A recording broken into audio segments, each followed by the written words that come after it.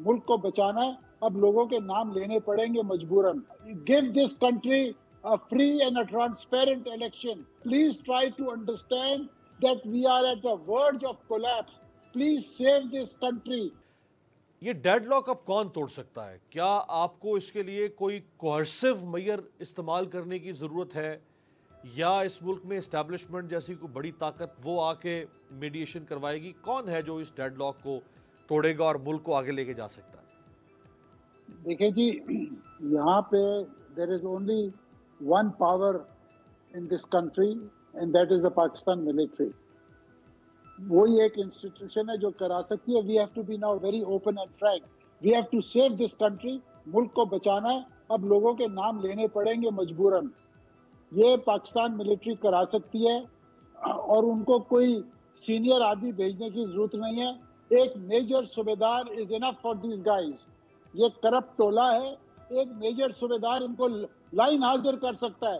ان کو بٹھا کے کہیں اور الیکشن کمیشن سے کہیں کہ الیکشنز کرائیں. اور پلیز فار گاڈ سیک، اگر ملک بچانا ہے آپ نے، آپ کی سروائیول ہے، give this country a free and a transparent election. اگر مینجڈ الیکشن ہوئے، I am sorry, we are heading for a bloody civil war. Civil ایک ریولوشن آئے گا اس ملک میں، اور پھر پتہ نہیں کون بچتا ہے کون نہیں بچتا. ہم اس میچ پہ ملک کو نہ لے کے جائیں.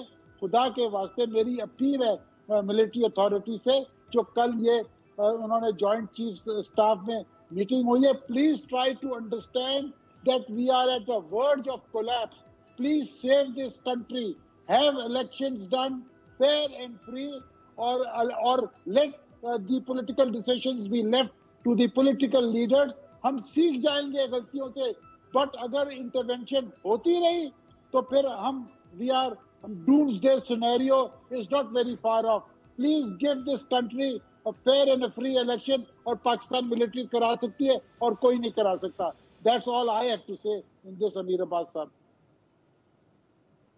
لیکن بیگ صاحب ٹھیک ہے، آپ جس کانٹیکسٹ میں کہہ رہے ہیں کہ چونکہ پاکستان ملٹری کا ایک اتنا انفلوئنس ہے یا وہ اتنی طاقت رکھتی ہے کہ وہ سارے جو فریق ہیں ان کو بٹھا سکتی ہے، بٹ وہ تو پہلے ہی بہت کنٹروورشل ہو چکے ہیں. پہلے ان کو نواز شریف اور مریم نواز اور آصف زرداری، پھر Imran Khan. Agreed but sir ابھی ملک کو بچانا ہے. اب ملک کے ساتھ اور کھلواڑا نہیں ہو سکتا. امیر عباس صاحب بہت ہو چکی ہے، اب بہت ایکسپوز ہو گئے. آپ سوشل میڈیا دیکھیں، خدا کی قسم ہم we are proud of our military, we are proud of our arm forces.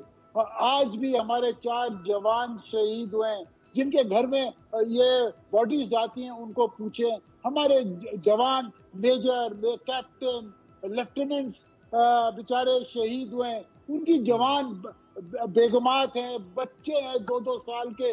اب مجھے پوچھے اس گھر میں، آپ پوچھیں کہ کیا قیامت آئے گی. سر ہمارے جو نیچے کا طبقہ فوج میں، وہ قربانیوں پہ قربانی دے رہے ہیں اس ملک کے لیے.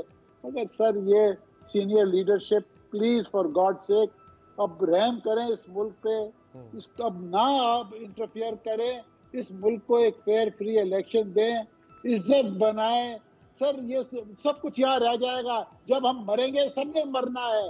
کہ ہم جس طریقے سے آئے ہیں اسی طریقے سے جائیں گے.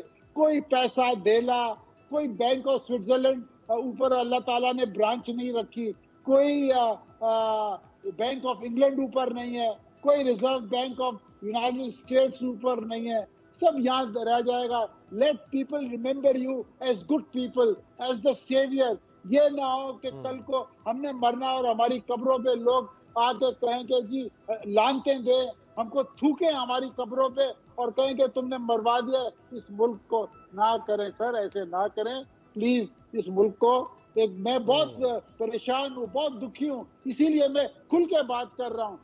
And I am available for accountability. اگر میری اکاؤنٹیبلٹی کرنی ہے پلیز فار گاڈ سیک اس ملک کو بچائیں، اور آپ لوگ بچا سکتے ہیں. Give this country a fair and a free election and اپنا کام کریں اور let the politicians do their own work. Inshallah they will learn by their mistakes. مگر انٹرفیئرنس نہیں ہونی چاہیے. Let them learn. سبسکرائب کریں اور بیل دبائیں تاکہ کوئی خبر رہ نہ جائے.